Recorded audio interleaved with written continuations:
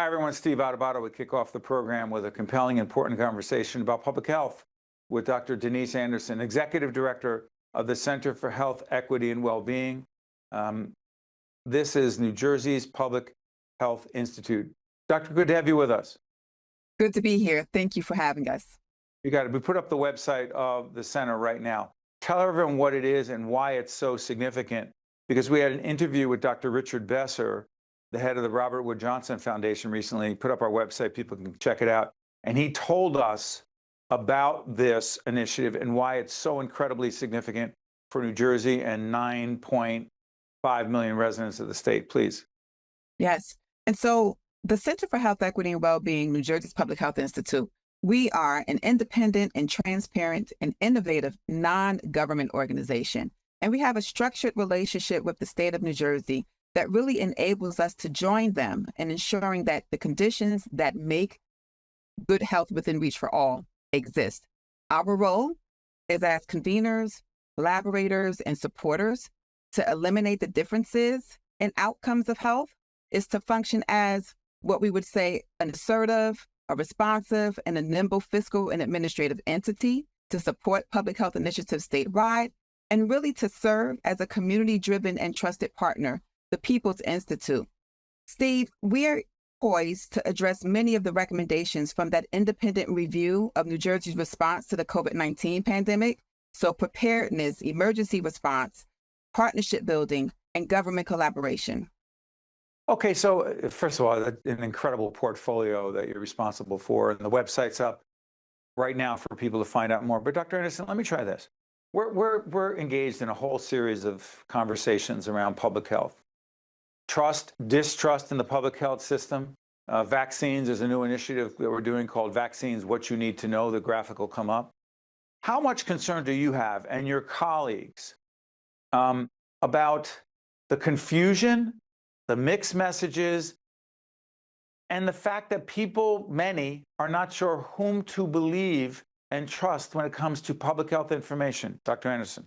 Yeah, Steve, it's very, very concerning. What we're seeing in New Jersey and all across the country is a decrease in the uptake of vaccines and people not knowing who to trust or where to get trusted information from. And so it's important that we work really hard to make sure that the individuals that people trust, like some of the medical societies, the American Academy of Pediatrics, among others, who have been studying and researching and providing us information about vaccines for decades. And so we're looking to them to continue to provide that information as the folks who are practicing with these different populations, pediatrics, pregnant persons, and the general population.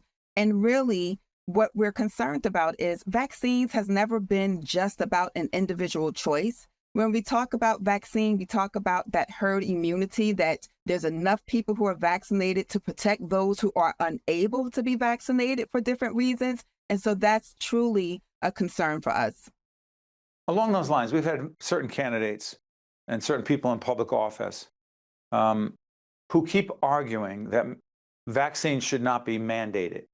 And I follow up and I ask this question, well, if certain vaccines are not mandated, and they'll talk about parental choice with children and people's rights, and hey, we found out things about COVID vaccines several years later we didn't know at the time, so therefore we shouldn't mandate it. Florida's not mandating as we speak.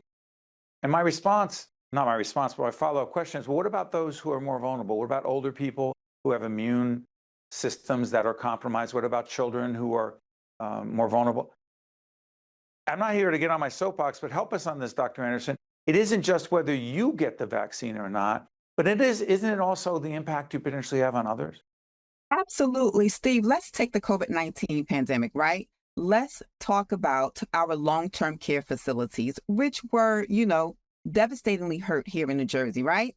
That's right. Those residents did not leave, correct? They did not leave those places. And so what we know is that it was the staff coming in and out and visitors. And so I like to talk about, our children, Steve, they may come down with a cold or the flu, and, maybe a little bit of a nose run, a sneeze, and they're still active and running around. But when that gets transferred to parents, to caretakers, to grandparents, the way that it impacts us is much more different in terms of the illness that we experience, and even sometimes sick enough that it can lead to death. And so that's the prime example of why vaccine is not just about individual choice again, but it's also about being able to protect the people that we care about around us.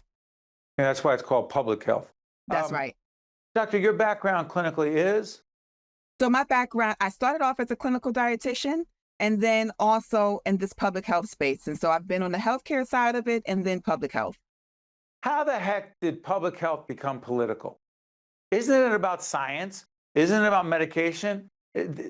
How the heck does politics get connected to decisions that government officials responsible for public health are talking politics?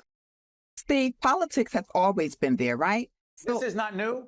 Are you saying this is not new? This is not new. This is something, over the past decade or so, right? We've talked about these social determinants of health, the things that happen outside of healthcare, right? That impacts your health outcomes, whether it's education, the economy, the neighborhood that you live in, all of these different things. By the way, can we still talk about social determinants of health without getting in trouble?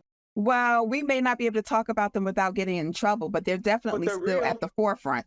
Absolutely. They are absolutely real. Because of transportation, that's where right. someone lives and what their neighborhood is like and access to, they don't go away because someone says, stop saying those words. They don't. Child care availability, access to food, all of those things still matter, Steve, because the truth of the matter is that if we're doing it right, we spend more time outside of the healthcare setting than we do within the healthcare setting. And so access and addressing these social determinants is what helps us to do what we're supposed to do outside of the healthcare setting to keep us from coming in there unless it's for, preventative methods. But back to your question around how did public health become politicized?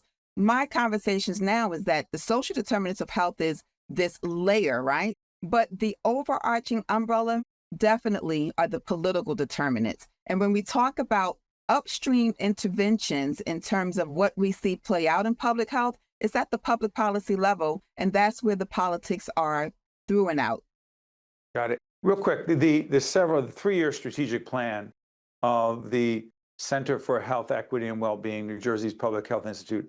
Health equity, as we've been talking about, democracy in health, civic engagement and public policy, trust in science, database action, public health workforce infrastructure development. I'm going to go back to democracy in health, civic engagement. We're obsessed with our media and information platform with civic engagement, public awareness. How the heck would the center be engaged in civic engagement, and what's that have to do with democracy?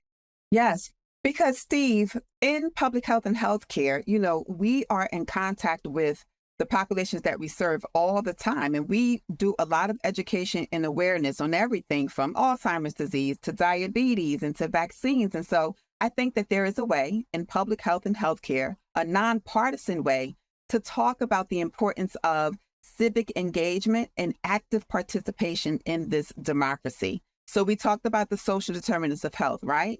Education, access, and quality is one of those. However, folks who sit on school boards, that's an elected position. And so it's important for people to know that that's an elected position. And if we are concerned about education access and quality and what's happening in our neighborhood schools, then we have to be paying attention to who wants to sit on the school board and making sure that we are coming out for folks who are representing our issues in a nonpartisan way. We can make sure that people are aware, that they are registered to vote if they're eligible, and that they have a voting plan. Before I let you go, what do you believe the role of those of us in the media to be in this regard? Oh, that's a great question. I think the role is to be authentic, Steve, and to be a truth teller regardless of what the outcome of the truth telling is, because we depend on it to keep us grounded, to bring us information, and our democracy depends on it. That's Dr. Denise Anderson. She's the executive director of the Center for Health Equity and Wellbeing, New Jersey's Public Health Institute. And again, I want to thank the Robert Wood Johnson Foundation, Dr. Richard Besser, the former head of the CDC, who told us about this initiative. And Dr. Anderson, I promise we'll continue the conversation. We'll do our part, okay? And I know you'll do yours. Thank you. Absolutely. All the best. Brought to you by From cell therapy to robotic surgery, we're building a world where complex diseases are treated, prevented, and cured. And where solutions are personal. We are Johnson & Johnson.